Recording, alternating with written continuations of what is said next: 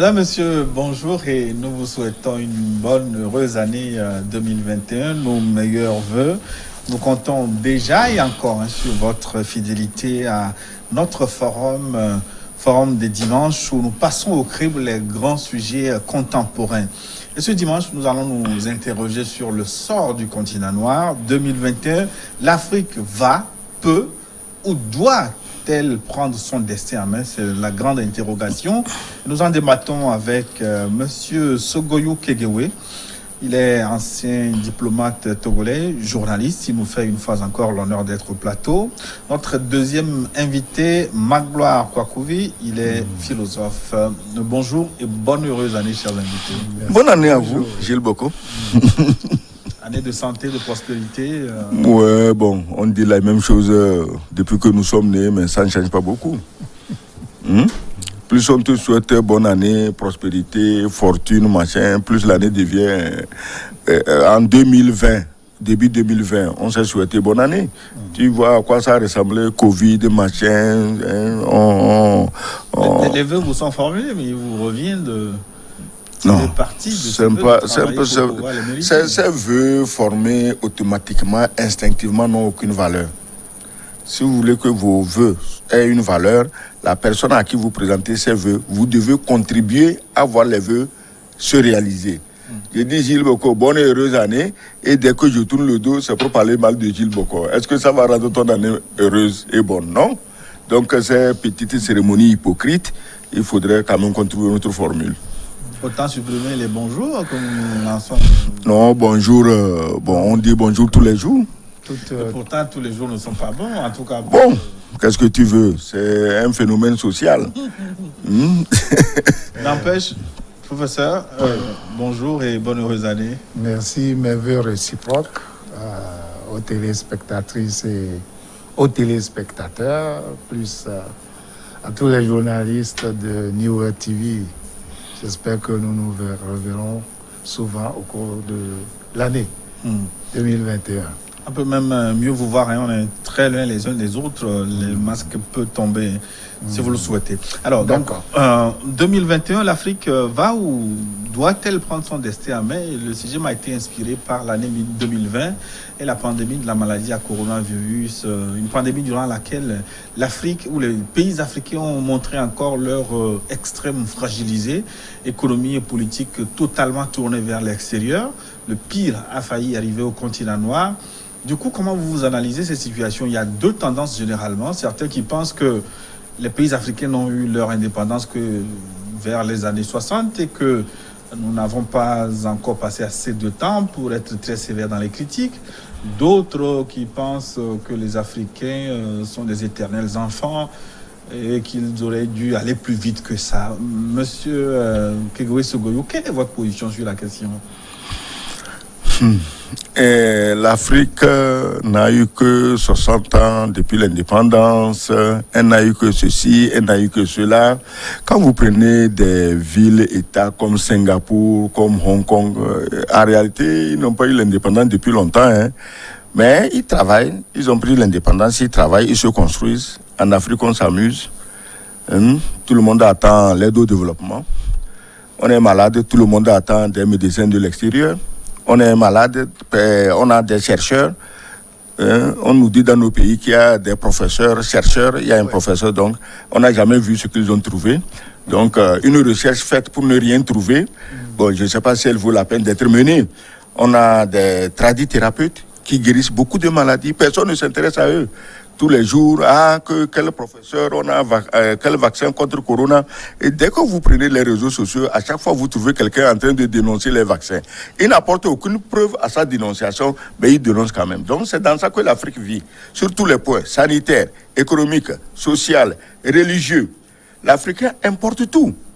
Il importe la bicyclette, il importe sa nourriture, il importe les religions.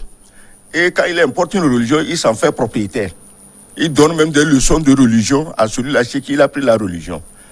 Bon, si vous croyez qu'avec ça, l'Afrique peut prendre son destin en main et se développer, bon, moi, je ne crois pas. C'est ça, Magloire Kwakouvi. Donc, je crois que la thèse, elle est généreuse. Et Bon, avec l'âge, je m'aperçois que l'Afrique prend son destin en main, mais très lentement, parce que le casting des chefs d'État a été très hétéroclite au départ. Vous ne pouvez pas mettre Idi Amin Dada ou Fouette Sankara ensemble, plus les Senghor, pour espérer quelque chose à l'Union africaine. Mais aujourd'hui, lentement, on parle de la zone de libre-échange africaine. Et c'est maintenant que les gens sauront que les Blancs ont truqué même la carte du monde pour présenter l'Afrique comme un village. Alors, l'Afrique, c'est 10 fois l'Europe, selon la projection de Mercator, un géographe allemand. Et ce matin, depuis hier, j'ai appris que nous aurons 1,2 milliard de consommateurs. Ça veut dire que si vous commencez à fabriquer, ne fût-ce que les allumettes, qu'on n'importera plus, dans cette zone de libre-échange-là, lorsque nous aurons laissé les mauvaises tares du colonialisme et de l'indépendance, je dis ça parce que je me rappelle que dans les années 60, nous allions faire nos courses à Aplaou les samedis pour venir faire nos petits déjeuners à Lomé, sans frais de douane. C'était la zone de libre-échange. Avant que des politiciens bizarres ne viennent vicier tout. Mon grand-père, mon arrière-grand-père est du Ghana. Mon arrière-grand-mère est du Bénin. Pourquoi je dois passer 40 minutes à la douane à Ilakondi avant d'aller saluer mes cousines à Grand Popo? Vous pouvez me le dire? C'est ce que j'appelle les tares de la colonisation, puis les tares de la décolonisation. Parce que aujourd'hui, entre Lomé et Lagos, je ne crois pas que ça fait 300 km. Si vous avez une pièce de voiture BMW qui vous manque à Lomé et que vous ne pouvez pas trouver à Cotonou, vous pouvez aller à Lagos ou à Accra et vous réparerez votre voiture au cours de la journée. Mais vous allez me dire, est-ce que les douaniers mangent ça? Est-ce que les douaniers mangent la CEDEAO? C'est ce qu'on m'a dit une fois à la douane de Aplaou. J'ai dit, mais ECOWAS. Et ils ont dit quoi? You pay or you return to where you come from. C'est comme ça. Donc, je crois que petit à petit, avec l'évolution, les universités, tout ça, nous allons nous en sortir. Malheureusement, nous, les prophètes domestiques, nous n'allons pas voir ça, mais il y a espoir. Donc pour vous, l'Afrique n'est pas mal partie, l'Afrique n'est pas mal partie, elle est partie à petit trot. Non, elle a été plombée par la géopolitique que les gens ne connaissaient pas. Ce n'est pas que... J'étais contre René Dumont parce qu'il voulait qu'on soit tous agriculteurs. Et comme ça, eux, ils nous vendront mieux les lunettes et les radios. Non. Le Togo n'a pas encore mis en application, ou bien, comment est-ce qu'on peut dire ça? Il n'a pas encore cultivé 30% de cette terre arabe. Vous voyez? Et il est dit que si le Nigeria laissait le pétrole pour faire de l'agriculture, le Nigeria peut nourrir toute la CEDEAO. Ajouter lui le Ghana, etc. Nous avons tous les moyens pour nous en sortir, mais je dis que il y a eu un mauvais casting au départ et ce casting-là tombe petit à petit. Oui, on reviendra sur ce casting quand on ne va pas s'appesantir, mais situer les responsabilités. Là-dessus, il y a beaucoup de thèses aussi. Vous semblez prioriser la responsabilité des dirigeants, de ceux qui sont à la tête, mais certains pensent aussi que c'est tout le peuple africain qui manque de prendre son destin à main. Nous reviendrons là-dessus. On peut revenir là-dessus. Moi, ça ne me gêne pas. Est-ce que vous êtes d'avis avec le professeur? Lui, il parle de lenteur dans le décollage. Revenons à René Dumont. L'Afrique noire est mal partie. C'est le titre de son livre. Au fait, l'Afrique noire n'était même pas partie. Lui, il était même trop optimiste sur l'Afrique. René Dumont était trop optimiste. Parce qu'il se disait que l'Afrique noire est partie. Pendant ce temps, l'Afrique noire faisait sa natte pour dormir. Est-ce que tu comprends? Et justement, les anesthésistes qui font dormir les Africains ont insulté René Dumont.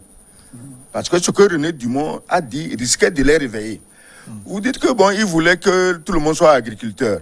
Oui, si nous étions tous agriculteurs, qu'aujourd'hui on ne tend pas la main pour se faire donner du riz, pour se faire donner le maïs de Piscops, pour se faire donner le bulgur, pour se faire donner, amener le poisson, acheter des poulets congelés hautement toxiques, du poisson même hautement toxique. Ouais. Si aujourd'hui nous étions au stade où nous n'avons plus besoin de ça, on aurait mobilisé nos forces pour nous attaquer à d'autres aspects du développement. Il a fallu, l'Amérique, aujourd'hui on parle de l'Amérique, première puissance mondiale. Les bombes atomiques, les usines, mais on n'a jamais dit quelque chose de... Bombes atomiques fabriquées avec l'uranium africain. Oui, mais l'Amérique s'est développée parce qu'elle a d'abord résolu le problème de son ventre. Si tu ne résous pas le problème de ton ventre, tu ne peux pas te développer. Les Africains ne savent pas ça. Donc, maintenant, M. Gilles Bocon, le problème de l'Afrique, il faut qu'on le regarde en face. Il a parlé de la projection de Mercator, le géographe, qui fait que l'Afrique est présentée petitement. L'Afrique, c'est 30 millions et demi de kilomètres carrés, si je ne me trompe pas. La Chine, ça a 9 millions poussières. Les États-Unis, 9 millions poussières. L'Europe, 3 millions et quelques. L'Inde, 3 millions et quelques. C'est ça. Ça veut dire que tout ça là, tu mets ça en Afrique, ça tient. On dit 1 milliard 200 millions d'habitants et qu'il y aura la consommation. Tu veux consommer quoi, monsieur Magloire? Tu ne produis rien. Tu vas acheter toujours des allumettes chez les Chinois. Tu t'imagines des allumettes? Tu ne produis rien. Si les Africains sont nombreux et ils produisent, c'est du bénéfice. Ouais. Maintenant, ils sont nombreux. On dit, ah, la jeunesse, c'est l'avenir de l'Afrique. La jeunesse dort. La jeunesse dort. Elle ne lit pas. Elle ne fait rien. Elle s'amuse. Les réseaux sociaux sont devenus une maladie contre le développement. Personne ne fait attention à ça. Donc, moi, je dis ceci. L'Afrique doit prendre conscience de ce qu'elle représente sur l'échiquier mondial. D'abord, sa superficie. Ouais. Après, ses richesses. La première richesse, ses enfants. Regardez quelle éducation vous donnez à vos enfants. Ce que les Français vous ont donné avant l'indépendance. C'est le même programme que vous avez, non? Les mêmes livres, non? Vous croyez que c'est avec ça que la Corée du Sud, Taïwan, Singapour s'en sont sortis? Mais ils ont envoyé au WC tous les blablabla des Anglais. Et ils ont conçu leur programme dans leur langue et ils se développent. Mais en Afrique, vous traînez des histoires dépassées, des livres dépassés, avec des enfants qui eux-mêmes ne font pas de recherche pour savoir qu'est-ce qui est à la mode aujourd'hui, qu'est-ce qui ne l'est pas. Mais si vous fermiez même toutes les écoles et les universités, l'Afrique se porterait mieux. Ah oui, elle se porterait mieux. Ou bien vous concevez une autre forme d'éducation pour les enfants orientée vers le développement. Regardez, quand nous on était enfants, on faisait travaux manuels, non? Oui. Hein? Dans les villages, on allait cultiver le champ du maître, non? Tout ça, ça apprenait aux enfants à savoir qu'il y a d'autres métiers que de rêver s'asseoir un jour dans un bureau climatisé. Les enfants voyaient ça. Celui qui n'était pas très doué pour l'école, il allait apprendre un métier. Mais celui qui va au champ, on dit, oh, c'est le dernier, lui, il ne vaut rien, tu vas finir. C'est-à-dire que si on te dit au village, tu vas finir cultivateur, mais c'est comme une malédiction, tu vas pleurer toute la journée. Pourtant, tu es au village et tout le monde est cultivateur. Donc, il faut qu'on priorise notre éducation. Il faut qu'on sache qu'est-ce qu'on dit aux enfants. Il faut qu'on sache qu'est-ce qu'on veut que les enfants la deviennent. On ne le fait pas. Les solutions, on va surtout en parler dans la seconde partie. Le sujet est très vaste. Je voudrais donc le saisir sous l'angle de l'agriculture, parce que vous avez soulevé le sujet. Ça, par exemple, moi j'ai vu des initiatives agricoles qui m'ont totalement sidéré, c'est-à-dire que c'était tellement intéressante qu'on se dit, mais comment on peut avoir en Afrique ces genres d'initiatives? Je donne l'exemple du centre Sonrail au Bénin. À Porto Novo. Oui, je ne sais pas si vous le connaissez. C'est à Porto Novo, je l'ai visité. Si vous voyez ce qu'on peut faire, produire à partir de nos terres, qui sont en perte de vue. Et à côté de ces terres, nous avons des milliers de populations qui ne mangent pas à leur faim. Alors, rien que ce volet-là, cet angle-là, comment on peut l'expliquer?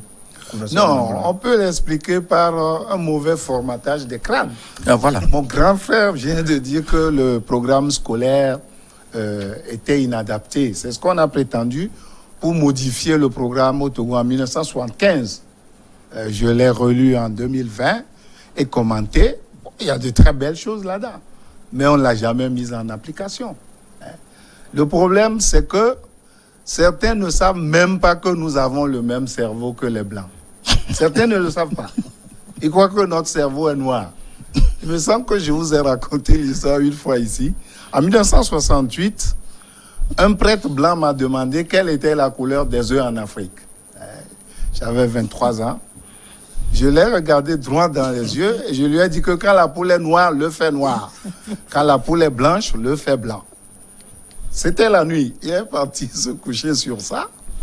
Et au petit déjeuner, il me dit, mais Marcello, ce que tu m'as dit hier soir là, j'ai pas dormi toute la nuit. J'ai dit, mais tu as eu une réponse appropriée à ta question. Moi, tu crois que tout est noir comme ma peau? Et que les poules aussi seront noires? Non, c'est pas comme ça. C'est le même monde. Les œufs sont blancs ou bien ocre, etc. D'ailleurs, quel est le problème avec le noir? Si les œufs c'est sont le noirs même cerveau. ou blancs, quel est le problème? Et la couleur de la peau donnée par la mélanine fait 1% des constituants génétiques. Ça veut dire que si on change les programmes en 2021, en 2030, vous aurez une autre Afrique. Voilà. C'est comme ça. Nous avons un collègue qui produit du riz parfumé à Covier, qu'il vend à un Chinois à Lomé qui met sous cellophane. Et les gens vont l'acheter en croyant qu'ils achètent du riz chinois parfumé. Voilà le contraste de l'Afrique. Oui.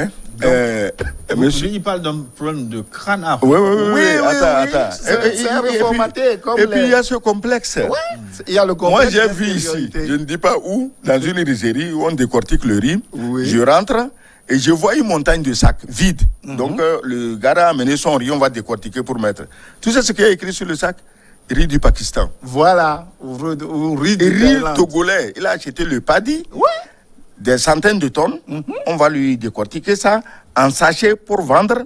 Mais les sacs qu'il a amenés, c'est écrit riz pakistanais. Voilà. Pourquoi? Et le tour est joué. Parce que s'il dit que c'est le riz d'Apango, de Loti, de Covier, de Sotubois, les gens ne vont pas manger. Ça ne vient pas de chez le blanc. Pourquoi lui va manger ça maintenant? Les fêtes sont là. Hein. Si tu veux faire l'expérience, achète le riz de Covier et achète le riz thaïlandais. Quelqu'un vient chez toi, tu lui donnes le riz de Covier. Tu le laisses voir le riz thaïlandais, mais tu lui donnes le riz de Covier. Il va passer le reste de la journée à t'insulter. Donc lui là, donc tu ne lui accordes aucune valeur. Voilà. C'est le riz qu'on a produit à Covier ici. Toi tu lui donnes pour manger, alors que tu as le riz thaïlandais parfumé artificiellement. Voilà. Toi ton riz de Covier, il est bien parfumé comme ça. Donc il y a des mentalités à changer et ça doit commencer à l'école. Voilà. Il y a des mentalités. Gilles, quand on parle de l'Afrique, qu'est-ce qu'on dit? Le slogan, c'était quoi? Santé pour tous en l'an 2000. Tu te rappelles du slogan? En 2020, est-ce qu'on devait être encore malade? On devait même fermer les hôpitaux. Puisque en 2000, tout le monde avait la santé. Donc, soyez sérieux. Regardez, j'ai dit, on a parlé ici de la superficie. Il faut que l'Africain prenne conscience de ce que représente son continent. Oui. Qu'il en soit fier. Et maintenant, tu prends les richesses, l'or, le diamant, le pétrole, le bois, le ci, le ça. Mais va en Chine, dans les hôtels, voir le bois, comment on travaille le bois. Les portes d'entrée des hôtels, mais c'est gigantesque, en bois, du bois africain. Tu rentres dedans, les lits, tout, du bois, mais d'un luxe insolent. Ça vient d'Afrique.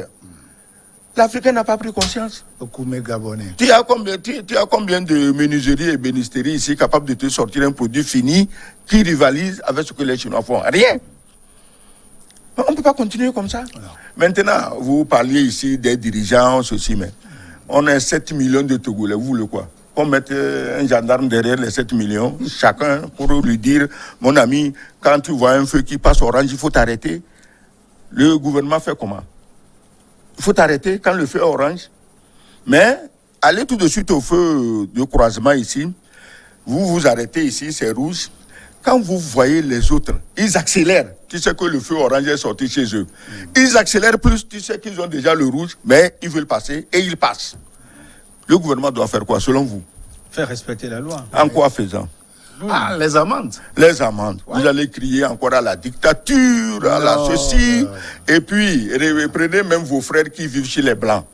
moi je m'attends que ce soit eux qui disent à leurs frères à Lomé, en Afrique, on ne parle pas du Togo, en Afrique, mes amis, nous sommes chez les Blancs, mais chez les Blancs, il y a l'ordre. Oui, mais parce qu'on fait respecter la loi. Oui. Pourquoi ne fait-on pas respecter justement la loi? Parce que justement, tes amis qui sont chez Yovo là, c'est eux qui vont dire qu'il y a la dictature quand on veut faire respecter la loi ici. Ils disent d'autres choses, mais on n'en tient pas compte. Mais, si on tenait compte de ça, on serait tous déjà morts. Donc, moi, je dis ceci. C'était à eux, en Europe, de dire à leurs frères ici que, mes amis, démocratie, c'est bon, droit de l'homme, c'est bon, mais dans nos pays, on respecte mais il me semble, là-dessus, est-ce que justement ça ne révèle pas les faiblesses de nos États, la responsabilité de nos États? Vous parlez des feux tricolores, je peux vous donner d'autres exemples, les nuisances sonores, les bars qui... même les hôpitaux. Oui. Est-ce que c'est des lieux à recommander? Pourquoi ne peut-on pas faire respecter la loi? J'ai dit, si vous voulez faire respecter tout ça, un président qui veut faire respecter tout ça sera renversé pour dictature. Je vous l'ai dit. Bon. Il sera renversé pour dictature. C'est l'une pas de nuisances sonores dans les bars. Mais la dernière fois, on avait dit que les pétards sont interdits, non? Oui. Qu'est-ce qui s'est passé la nuit du 31? J'ai jamais entendu autant de pétards à Lomé. Tu veux quoi? Combien de gendarmes qu'il faut pour arrêter tous ceux qui ont violé l'interdit? Dis-moi, combien de gendarmes? Les gendarmes, eux aussi, ils ont le droit de fêter. Les policiers, ils ont le droit de fêter. On fait comment? Donc, il faut éduquer l'Africain à réfléchir, pas seulement à ce qui lui plaît à faire, mais à réfléchir par rapport à l'autre. Ce que je fais là, est-ce que l'autre est content? Ici, on s'en fout. C'est l'éducation là. J'ai dit, il faut revenir d'abord à la maison, éduquer les enfants, aller à l'école, les éduquer. Il n'y a pas d'éducation aujourd'hui. L'enfant fait ce qu'il veut et WhatsApp est sa première source d'information et de formation. Voilà. Et il ne faut pas le frapper. Autre débat. Bon. Vous pensez qu'il faut le frapper? Je crois qu'en Allemagne et en Angleterre, on frappe encore les enfants. Attends. En Afrique, si tu ne frappes pas quelqu'un, comment tu peux avoir un résultat? Les Blancs même qui vous disent ça, quand ils sont venus ici, c'est à la trique qu'ils ont fait travailler nos parents pour construire les routes, les ports, les choses. C'est parce que quand ils sont partis, maintenant, on n'a pas le droit de taper. Quand ils nous tapaient là, est-ce qu'ils se sont jamais excusés pour ça? Non. Maintenant qu'ils nous ont tapés, ils ont récolté tout, on les a enrichis. Ils nous disent de ne pas taper nos enfants parce qu'ils ne veulent pas que les enfants travaillent dur pour enrichir nos pays. Tout ça, c'est des freins à notre développement. Vous parlez de l'agriculture, monsieur Magloire. Oui. Je ne sais pas, de quelle région du Togo vous êtes? Oh, moi je suis des lacs. Je suis des lacs. La mer et le lac. Ok, chez toi, il n'y a que les pêcheurs, il n'y a pas beaucoup d'agriculteurs. Non, il n'y en a pas. Mais passez ici à côté, à Kévé, à Kovier, à Palimé, allez à l'intérieur. Mais dans un village, il y a au moins, disons, 100 jeunes. Sur les 100 jeunes, il y a quelques 5 ou 10 courageux qui vont au champ. Oui. Tu fais un champ de maïs, les 90 restants là. En une nuit, ils récoltent ton champ de maïs. Oui. Tu fais ton champ d'igname. En une nuit, on récolte le champ d'igname. Si tu as pris des prêts, regarde le MIFA, tu t'es engagé, tu as pris en une nuit. Et puis on ne leur fait rien. Non. Tu l'attrapes, tu la mets à la gendarmerie, on l'enferme, on dit le soir que ta femme lui amène à manger. Voilà. Vous croyez que vous allez développer le pays avec ce genre de liberté, de droits de l'homme? Vous me renvoyez la question, c'est ce que je vous demande. Voilà, c'est pour te dire que ça ne marche pas. Il faut protéger les jeunes agriculteurs dans nos villages. C'est ça. Il faut que le jeune qui a accepté suer récolte ce qu'il a semé. Mais pas que quelqu'un vienne lui récolter ça dans la nuit profonde. Professeur, la première conclusion que je tire de vos développements, c'est que les États sont fragiles et très faibles en Afrique. Oui, c'est la conclusion qu'on tire après 60 années d'indépendance. Il n'y a que le Botswana qui s'en tire, et puis un peu l'Éthiopie, le Rwanda après génocide, que je n'approuve pas. Je n'approuve pas le génocide, mais j'approuve le Rwanda actuel, qui est sous forme d'une, comment on a appelé Louis XIV. Il y a une formule. Le roi soleil? Non, c'est-à-dire que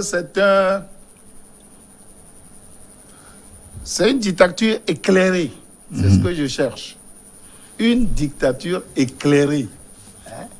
Parce que les Africains ne s'imaginent pas que bientôt dans les rues en Afrique, il y aura des caméras. Et que s'ils brûlent le feu rouge à Tochi, avant d'arriver à Baie, ils auront les gendarmes. Ça vient. Lentement, mais sûrement. Le gars a écrit le roman en 1984, Big Boss. 1984. C'est lui qui a préconisé les caméras dans les rues pour Londres. C'est effectif aujourd'hui. Donc, nous, en philosophie, nous sommes convaincus que c'est la même nature. Si nous passons par les voies que les autres ont empruntées, nous arriverons à la même destination. Nous avons mangé chez un agriculteur aux États-Unis, il n'avait rien à envier aux professeurs d'université qui nous ont amenés que nous étions. On n'a même pas mangé le 10e de ce qu'il nous a proposé comme nourriture. C'est comme ça. Et pourquoi on doit acheter l'anacarde à l'agriculteur à 250 francs le kilo et le revendre à 3500 francs les 75 centilitres dans les boutiques? Vous pouvez m'expliquer ça?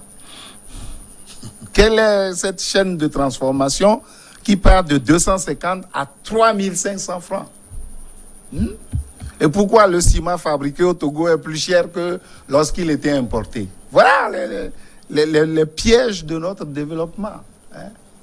Parce que le DG doit gagner des millions, on doit lui acheter des voitures neuves tous les 2 ans, plus du martini et des cacahuètes pour ses visiteurs, etc. Petrolgate, vous avez eu tous les ingrédients. Nous, on écrivait seulement des articles et avec le temps, les preuves sont arrivées. Donc, même nature, même procédure d'éducation et de travail, nous aurons le même résultat, le développement dont le progrès est la finalité. C'est une conviction. On n'est pas très nombreux, mais ça viendra. Sous quelle direction politique, quel encadrement politique, vous avez parlé de dictature éclairée, donc du coup, cela bat en brèche ceux qui pensent que c'est par une révolution démocratique l'Afrique devrait aller de l'avant. Monsieur Gilles Boko, mais pourquoi ce que nous voyons, c'est pas qu'on nous dit.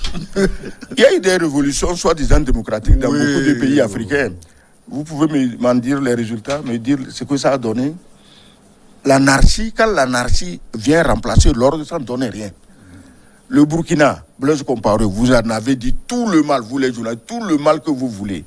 Mais le type savait ce qu'il faisait et comment tenir son pays.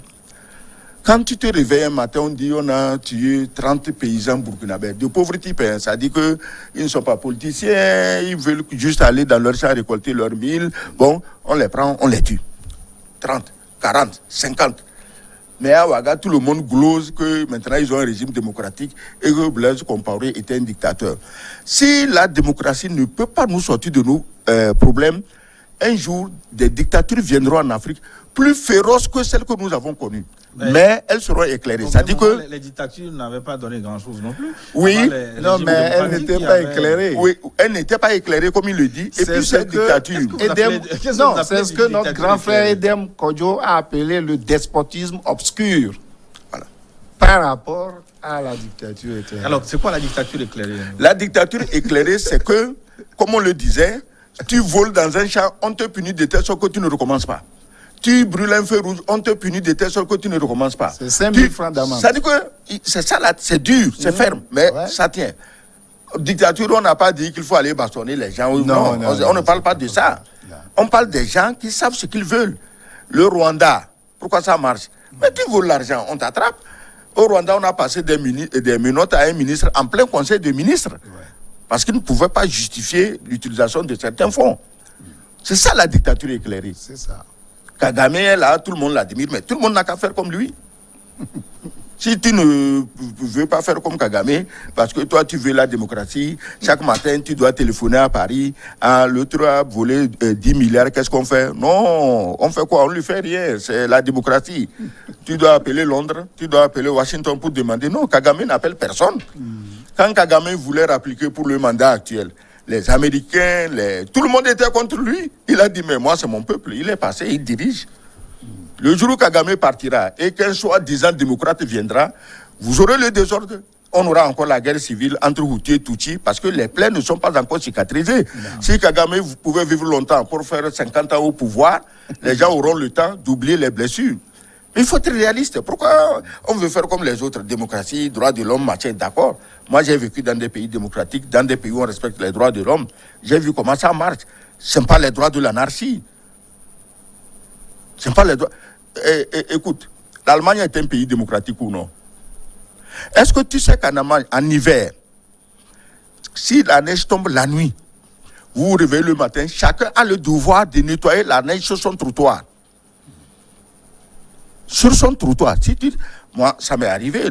La voisine m'a dit, mais tu peux ne pas faire rien, tu n'es pas obligé. Mais si quelqu'un glisse là-bas, il tombe, tout est à tes frais. C'est ça. Ah, tout est à mes frais? Comment ça? Donc, il faut quand même que les gens cessent de croire que la démocratie, c'est la paresse, on ne fait pas si... Non, c'est pas normal. Et puis nos politiciens n'ont même pas le courage de le dire. Nous, on le dit actuellement, tu vas voir sur les réseaux comment ils vont m'insulter demain. Hein? Mais bon, il ne faut pas avoir peur d'être insulté. Parce que si nous continuons à parler pour faire plaisir aux gens, nos pays vont s'effondrer. Et ils sont en train de s'effondrer. Ils sont en train de s'effondrer. Donc, du coup, parce que ça veut dire finalement que ça a été une grosse supercherie, du cause de la boule. Non, pas du tout. Les pays africains. Ce n'est pas la meilleure manière d'interpréter la chose. Alors, la démocratie implique le droit à la parole en public. Ouais. Mais il faut parler convenablement. Ce n'est pas insulter. La démocratie implique la reddition de comptes, à ne pas confondre avec règlement de compte. Voilà. Donc ça veut dire qu'il faut que la justice dise le droit, arrête les kleptocrates, les faire rembourser, et vous verrez que tout ira bien. Vous croyez que si on avait pris les 13 milliards de cette affaire-là, au péage de Davier, il y aurait encore des trous sur la route? Mais on laisse circuler les voleurs comme des poissons. Quelqu'un vole 3 tubercules d'igname, on le met en prison pour 3 ans. Alors, comment vous voulez qu'on fasse? Reddition de comptes. C'est la Cour des comptes. On l'a mis dans notre constitution en 92. Elle est arrivée en 2016. Tortue ou escargot, je ne sais pas. Tant que vous n'appliquerez pas ces principes démocratiques, il n'y a pas de démocratie. Il y a démocrature. C'est Gontran Damas qui a trouvé le terme. Donc, ce n'est pas quelque chose qui est hors de notre portée, puisque nous votons comme les Athéniens, même si on critique les votes. Ça, c'est les principes de démocratie. Égalité pour tous, hommes et femmes. Pas sur les affiches. 91 députés, en principe, ça doit être 45 hommes, 45 femmes. Pas démonstration cosmétique sur les affiches. Non, réellement. Finalement, est-ce que vous n'avez pas l'impression qu'il a manqué aux différents États africains une forme de contrat social, où tout le monde se met ensemble pour définir les objectifs, là où on veut aller et les moyens pour y arriver? Gilles Boko, tu ne peux pas faire de contrat social quand tu n'as pas conscience de ta grandeur, comme j'ai dit, et des richesses que Dieu, parlons comme ça, sinon des richesses que la nature t'a données. Tu as une mine d'or, l'or est exploité, et tu en obtiens à peine 10 ou 20% du résultat. Celui qui prend ton or va chez lui, même les chômeurs sont payés, grassement payés pour être chômeurs. Ouais. Chez toi, tes intellectuels cadres les mieux formés, tu ne peux pas leur offrir un salaire décent pour vivre. Et c'est le type qui a pris ton or et est parti là, qui vient dire à ta population à la base que tu es un mauvais dirigeant, que tu es corrompu, il faut qu'on te renverse. Parce que les 20% qu'il t'a laissé, il trouve que c'est trop. Et il va faire 20% mettre... même, vous êtes très généreux avec l'uranium, par exemple. Voilà. Et pourquoi il veut renverser le régime en place? Parce que celui qui l'a positionné lui dit au chef, moi 5% ça va. Ça me suffit. Ça me suffit. Voilà. C'est comme ça. C'est-à-dire que moi, quand j'entends des radios, certaines radios, je ne veux pas les citer, qui traitent tel chef d'État de dictateur, ça me fait rire. Je dis, mais c'est que le chef d'État là est en train de nuire à leurs intérêts. Sinon, si on dénonçait la dictature, il y a des pays comme l'Arabie Saoudite, comme ceci, on devait passer tout le temps sur toutes les radios du monde à dénoncer. Personne ne dénonce. Mais en Arabie Saoudite, on ne vole pas. Voilà. Au premier vol, on vous coupe la main. On te coupe la main. Au deuxième vol, deuxième main, tu vas voler avec quoi après? Pour moins que ce qui met les gens ici en prison 2 ans, on te coupe la tête sur la place publique. Est-ce que quelqu'un a dénoncé ça? Pourquoi en Afrique, tu mets un voleur en prison, on dit non, c'est droit de l'homme, c'est démocratie. Mais comment vous voulez que les chefs d'État fassent? Ils ne peuvent rien. Ils sont ligotés. Le jour où un État africain comme le Rwanda sera effectivement indépendant, ben justement, il peut faire un contrat social, oui, forme de... Oui, parce qu'il est indépendant. Après le génocide, les Rwandais, excuse-moi, c'est comme les Juifs, ils ont tellement souffert de la Shoah, les Juifs, que personne n'ose les critiquer. Les Rwandais sont dans le même schéma. Après le génocide, c'est difficile de critiquer un Rwandais, et moi encore son chef d'État. Ils ont raison. Les Juifs, ils ont raison, ils se défendent. Tout ce qu'on raconte, ils ont fait, qu'ils n'ont pas fait quoi. Mais si tes ancêtres ont vécu ce que leurs ancêtres ont vécu, tu ne vas pas t'amuser avec des petits rigolos que quoi, ils réclament quel droit de machin. Non, tu ne vas pas le faire. Ils sont obligés, ils ne le font pas par plaisir. Le Rwanda aussi est obligé. Parce qu'il a vu.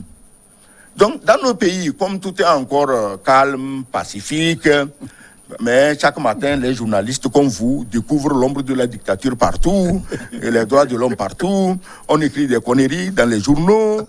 On te dit, mais non, la presse a été dépénalisée. Je suis journaliste, mais quand même, j'ai vécu dans des pays démocratiques. J'ai travaillé même dans des organes en Allemagne. Je sais ce que c'est que la démocratie. Je sais ce qu'on écrit. Quand Sarkozy a fait virer Alain Genestar de Paris Match, juste parce que Genestar a fait publier des photos, c'est Paris Match ou Le Point, des photos de la femme Cécilia Sarkozy en Amérique, à New York, avec son amant. Mais on l'a viré. Il n'y a pas de démocratie là-bas, il n'y a pas de droit de l'homme, il n'y a pas de liberté de la presse. Et si vous brassez du caca, vous discréditez votre pays, vous calomniez votre propre pays. Des gens écrivent jeudi que le Togo, c'est l'État le plus malheureux du monde. Mais dans ce cas, qu'on t'amène au nord du Nigeria, à Maïdougouri, Boko Haram aurait du plaisir à te couper la tête. Pourquoi pas? Donc, il faut qu'on fasse attention. Nous, un des problèmes, justement, monsieur, c'est le manque de patriotisme. Oui, mais ça... Mais est-ce que le patriotisme, ça veut dire se taire sur des erreurs éventuelles que vous voyez? Ça veut dire qu'il faut... Ça veut dire qu'il faut dénoncer ce qui est fait. Les erreurs, comme il faut les dénoncer. Oui. Maintenant, quand il n'y a pas d'erreur et que tu en inventes, qu'est-ce que tu veux faire? S'il y a des erreurs, il faut les dénoncer. Moi, je les dénoncerai. Mais je ne peux pas rester dans ma chambre, j'imagine une erreur et je balance dans mon journal ou ma radio ou ma télévision. Vous, New World ici, mais vous faites un travail extraordinaire. Vous n'avez pas besoin de méchants papatos. Chaque fois que vous invitez des gens, ils ont des contradicteurs. Vous n'amenez pas un seul kidam qui se met à insulter tout le monde. Après, il part parce qu'il y a liberté de la presse. Vous amenez les contradicteurs. C'est ça qu'on appelle une télévision. Ah ben merci pour le compliment, je le prends pour oui, compliment. C'est ça qu'on appelle une télévision. J'ai appris que vous avez fait des promotions, mais que les gens achètent vos décodeurs pour savoir qu'il y a une autre forme de journalisme au Togo. Bien sûr. Alors, professeur Magloire, donc je parlais de contrat social. Un contrat social non, le contrat, il qui est serait là. la base du développement de l'Afrique. Le contrat est là depuis les années 60. Est-ce que vous avez lu une fois le discours de Olympio sur le développement du Togo, qui a amené les pionniers agricoles. JPA, Jeunesse Pionnière Agricole. Revenus d'Israël. Le contrat est là. Hein? Oui, mais le contrat est là. Il y a eu des fainéants à un certain moment de l'évolution du pays qui ont médiocrisé, fainéantisé tout. Je le dis en tant que professeur. Je ne peux pas comprendre que... Le contrat n'est pas connu, un contrat qui n'est pas connu. Le contrat a été diffusé dans 9 langues nationales dans les années 60. Vous parlez des années 60. Aujourd'hui, est-ce que ce contrat est encore court? Aujourd'hui, je pense qu'on confond les médias publics avec les médias d'État. C'est vous les journalistes. Faites la différence. Je dis que le contrat est là. Salutatoire pays de nos aïeux, etc. Le contrat est là. Nous avons été à Bobo, Bogode, pour une sensibilisation sur le développement. Et il n'y avait que des vieux et des femmes à la réunion. Où sont les jeunes? Ils disent qu'ils sont en ville pour faire Zémidian. Parce que le soir, ils peuvent compter de l'argent concret. Ils n'attendent pas une hypothétique récolte. Et je leur demande, mais quand ils seront vieux comme vous, qui va cultiver pour qu'ils mangent? Ils n'ont pas pu répondre. Où est la bêtise? On prendrait 30 minutes par semaine pour sensibiliser cette population-là avec les médias publics. Vous verrez que les choses changeront. J'ai parlé une fois aux dames du grand marché qui a brûlé à la cathédrale sur la démocratie, ce que c'est en Mina. Ils m'ont dit, mais c'est ça? J'ai dit, oui, c'est ça. Mais on nous a dit que vous êtes un opposant. J'ai dit quel est opposant? Vous m'avez vu en politique un jour. Moi, je ne suis pas opposant, je suis philosophe. Je réfléchis sur la chose. Les femmes quittaient Abidjan. Elles faisaient le marché d'Accra le matin du samedi, le marché de Lomé l'après-midi de samedi, et les tissus étaient à Djamé marché le lundi matin. On a mis fin à tout ça pour des histoires de douane et de sécurité. Et après, on a dit CEDEAO. CEDEAO, ça ne devait pas pour nous rançonner aux douanes, même si tous les papiers sont en ordre. Voilà.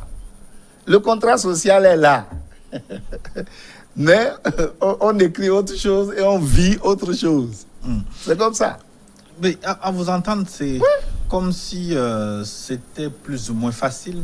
Est-ce que vous ne minorez pas le rôle de, comme l'historien politologue a tout l'appelé, de l'étranger dominateur qui sème régulièrement la zizanie? Oui, attends. C'est qui l'étranger? Celui qui vit, il vit au Togo, ou disons en Afrique, ou bien il vit à l'extérieur. Un peu de la géopolitique internationale. Non, la géopolitique, je vous ai déjà dit. C'est pourquoi j'ai dit nos États ne sont pas indépendants. Le Rwanda a pu acquérir son indépendance à travers le génocide. Comme il a dit, personne ne le souhaite. Non. Mais il a eu quand même son indépendance. Combien nos États sont prêts à risquer pour avoir l'indépendance? Combien? Nos États ne sont pas indépendants, dites-vous? Tu en connais un qui est indépendant? Moi, je ne connais pas. Il n'y en a pas. C'est pourquoi quand les gens insultent les chefs d'État, moi, je les plains. Parce qu'ils font des choses qui ne viennent pas d'eux-mêmes. Moi, je les plains. Tu ne m'entendras jamais insulter tel dictateur, tel machin, sur tous les pays francophones. Il faut les plaindre. C'est vraiment de pauvres types. C'est ça la vérité. Vous ne le dites pas, mais c'est vos propres frères. Les chefs d'État en Afrique, c'est vos frères, non? Oui. Mais vous préférez les insulter pour faire plaisir à l'étranger dont vous parlez. Vous dénigrez votre pays, vous dénigrez vos chefs d'État, vous dénigrez vos ministres, juste parce que l'autre de l'autre côté, il n'attend que ça, qu'entre vous qu'il n'y ait pas d'entente et que lui, son hégémonie vive. Mais c'est ce que vous faites. Des gens disent qu'ils sont allés à l'école. Tu as appris quoi à l'école? Si c'est lire et écrire au CM2, ça suffisait, pars. Mais tu es allé à l'école jusqu'au bac, jusqu'à l'université. Partout, au moins aujourd'hui, la connaissance est disponible. Vous allez sur les réseaux sociaux, vous avez toutes les connaissances. Mais qui s'occupe des connaissances constructives? Tu entends des choses, on insulte. L'Africain insulte. Tu n'as jamais entendu un Chinois, un Japonais, un Français, un Anglais, un Américain en train de vilipender son président et son gouvernement sur les réseaux sociaux. Si tu trouves un cas un jour, Gilles Boko, envoie-le-moi.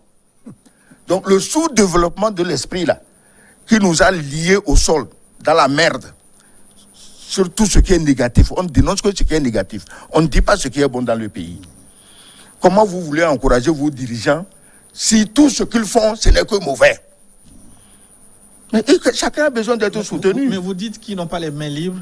Est-ce qu'il ne revient pas à eux? Ils ne sont pas les premiers à crier au secours, justement. Oui, attends. Oui, mais qu'est-ce que vous voulez? Aujourd'hui, si tu fais quelque chose, les Français ne vont plus envoyer une canonnière au Togo. C'est ton propre frère qu'on envoie te tuer. Tu es d'accord avec moi?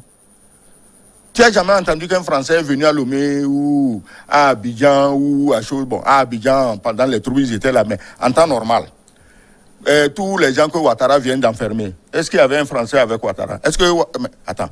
Donc, puisque les populations n'ont pas confiance en leurs dirigeants et ne les soutiennent pas, les dirigeants sont obligés d'être les obligés. C'est une répétition tautologique, mais ils sont obligés d'être les obligés de celui-là qui peut le...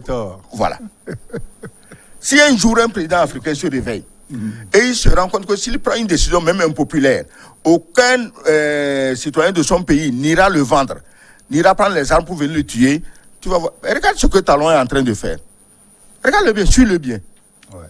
suis bien Talon, tu comprendras ce qui se passe.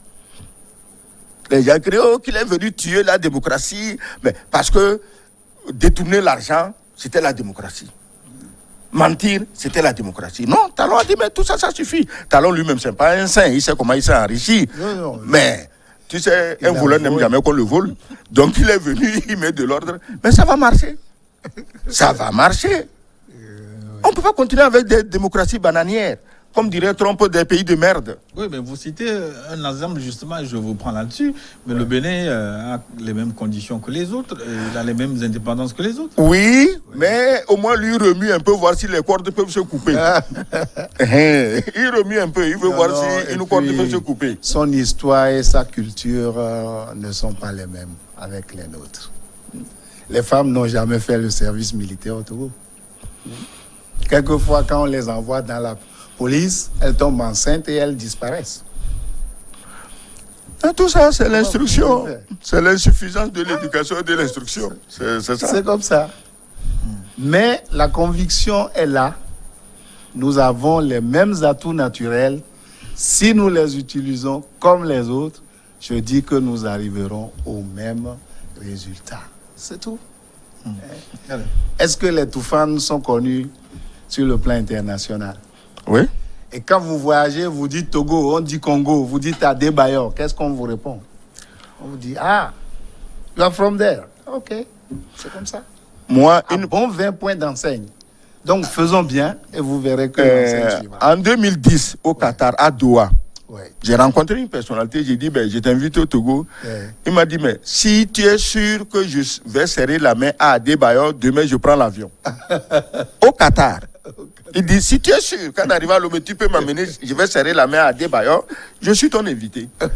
Mais moi, je ne sais même pas où est Adebayor. Donc, comment je peux lui promettre Comment je peux lui promettre de venir serrer la main à Adebayor? Est-ce qu'Adebayor est valorisé comme il faut alors qu'il fait le dans son propre pays. Bon, moi, j'étais. Et puis, c'était un secrétaire d'État au Qatar, Oui. dans son bureau. Est-ce que je suis sûr, si lui vient, il peut serrer la main à Adebayor? Si, bon, en ce moment, S'il est j'avais. en ville, Ouais, voilà. Et puis, si j'avais des contacts pour arriver à Adebayor, moi, j'aurais organisé ça. On ne sait jamais, ça allait rapporter quelque chose.